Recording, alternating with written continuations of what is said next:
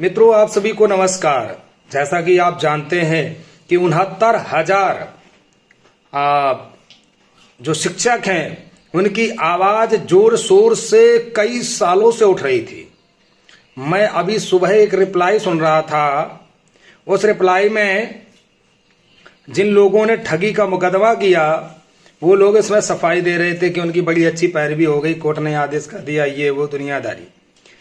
शायद उन महानुभाव व्यक्ति को यह नहीं पता है कि 69,000 शिक्षकों ने जो धरना प्रदर्शन किया है, क्या वो आपको नहीं दिखाई दिया? एक बार याद करो, उस समय मैंने उनकी खबर कवरेज की थी जब दरवाजा खोल कर इको गार्डन से बाहर निकले तो पूरा रोड जाम कर दिए थे, किए थे ना। ये वही 69,000 शिक्षक हैं जिनको बहुत ज्यादा तकलीफ है, जिसमें कई सालों से वो संघर्ष कर रहे हैं। कोर्ट में उन्होंने मुकदमा डाला, मुकदमा के साथ साथ धरना प्रदर्शन किया, क्योंकि मुकदमा तो एक अलग मैटर है, मुकदमा तो चल ही रहा है, लेकिन जो धरना है ये एक जनबल है। दोनों चीजों को उन्होंने किया, मीडिया का सपोर्ट लिया, आवाज उठी जोर शोर से। हाई कोर्ट में जब मुकदमा डाला तो ईमानदारी से डाला गया, और 69,000 जो शिक्षकों ने डाला है, मैं आपको आज फिर से एक चैलेंज करने आया हूं। उन 69,000 शिक्षक में से किसी भी व्यक्ति से यह पूछना कि आपके मुकदमे में खर्च कितना आया है, उसके बाद अन्नू त्रिपाठी पे विश्वास करना। आप लोगों की तरह छल कपट नहीं किया, उन लोगों ने ईमानदारी से मुकदमा डाला, तब हाईकोर्ट से जवाब आया। उन्होंने भी मुकदमा कोई 10 साल पहले नहीं डाला था, लगभग आपके आसपास ही डाला गया था। आपसे या पहले डाला हो या बाद में डाला हो, कि सरकार को नतमस्तक कर दिया। आज बड़े बड़े चैनलों पर उनका 69,000 शिक्षकों के बारे में चर्चा चल रही है, लेकिन सरकार ने कहा है कि हम इस पर विचार करेंगे और काम करेंगे। हाईकोर्ट ने आदेश दिया कि नई सूची तैयार की जाए,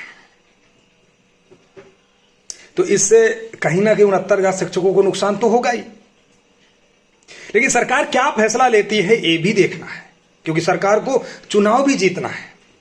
युवाओं के प्रति जो सशक्त युवा बनाने का प्रयास योगी सरकार कर रही है वो भी तो देखना है। आप सोचिए, कहने का तात्पर्य यही है कि आवाज बुलंदियों में तब छूती है जब अपने गिरावान में आप झांक करके देखो कि आप कितने साफ हो। यदि आप साफ मन से कार्य कर रहे हैं, यदि आप साफ सुथरा काम कर रहे हैं, आप ईमानदारी से काम कर रहे हैं, तो जीत आपकी होना तय है। मैं तो देख रहा हूं कि वकील ही इनको फटकार दे रहे हैं, ये औकात है इन लोगों की। अब हालत खराब है लोगों की कि हमने इतना पैसा तो वसूल लिया, अब हम करें क्या। मैं चौकीदारों को लगभग शुरू से समझाते आ रहा हूं कि तुम लोग अंधभक्त थे, अंधभक्त रहोगे, और इसी अंधभक्ति का आज नतीजा है कि तुम जैसे अंधभक्तों के चक्कर में आज पूरा विभाग सत्यानाश पे चला गया है, और आने वाले समय में यह विभाग खत्म करके मानोगे, क्योंकि इतना तुम्हारे पास दम नहीं है कि ईमानदारी से काम कर सको। हर आदमी को पैसा कमाने का सूझा हुआ है।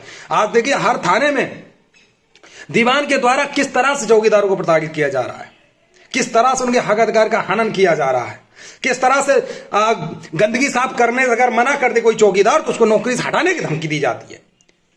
डीएम और कप्तान के पास में लिखित में नोटिस भेजा जाता है उसको हटाने के लिए, और ये कहीं और नहीं, ये थाना तलियावा, जिला हरदोई की बात कर रहा हूं। लेकिन हम शांत नहीं बैठने वाले। जो ज्ञापन पत्र 20 तारीख को दिया जाएगा उसमें ये एक लाइन लिखी होगी स्पेशली तलियावा थाना के लिए, चाहे मेरा एक चौकीदार परेशान हो वो मेरा है, और दीवान के खिलाफ ये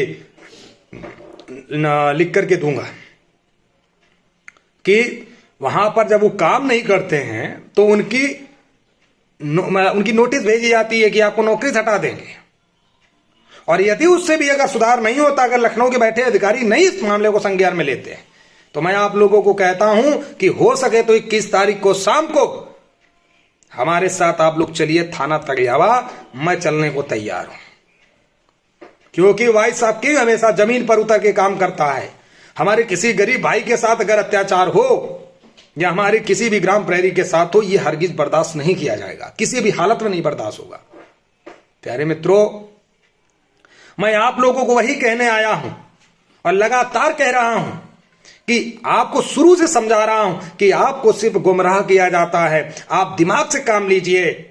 यदि आप अपने दिमाग से काम लेंगे तो आपको कोई व्यक्ति मूर्ख नहीं बना पाएगा। आप ये बताइए, क्या अन्नू त्रिपाठी ने आपसे ठगी की है? क्या नहीं की। आपके साथ ईमानदारी से आपके साथ जुड़ा हूं, तो क्या यह दुर्भाग्य है? कल का जो जनबल होगा, ये मुझे देखना होगा कि आपके अंदर कितना पावर और कितना ताकत है। मित्रों, काम करने से, जमीन पर उतरने से, ईमानदारी से ही सफलता प्राप्त होती है। आज 69,000 शिक्षक को जो सफलता प्राप्त हो रही है, बड़े बड़े चैनलों पर चल रहे हैं, मैं उनको बधाई देता हूं, मैं उन्हें शुभकामनाएं देता हूं कि भगवान जल्द से जल्द उनकी जो समस्याएं हैं उनका समाधान करे। और ये ग्राम प्रहरियों, अभी भी अक्ल लगा लो, अगर ठिकाने पे आना है तो मुकदमा मैटर एक अलग है। ईमानदारी से मुकदमा जो डाला जाएगा उसी में जीत होगी। जहां छल कपट होगा वहां हार होगी हमेशा। यदि अभी भी शर्म हो तो जनबल पर विश्वास करना सीख जाओ। और कल का जो धरना होगा, ऐतिहासिक धरना होगा, इस बात को आप देख लीजिएगा। बहुत प्रयास किया जा रहा है रोकने का, बहुत प्रयास किया जा रहा है हमारे धरने को भंग करने का। मैं उनसे एक बात कहने आया हूं कि चाहे जितना जोर लगा लो, होगा वही जो राम रचि राखा। आपके कहने से और आपके भड़काने से कोई व्यक्ति ना समझ नहीं है, सबको पता है कि उनका अधिकार क्या है।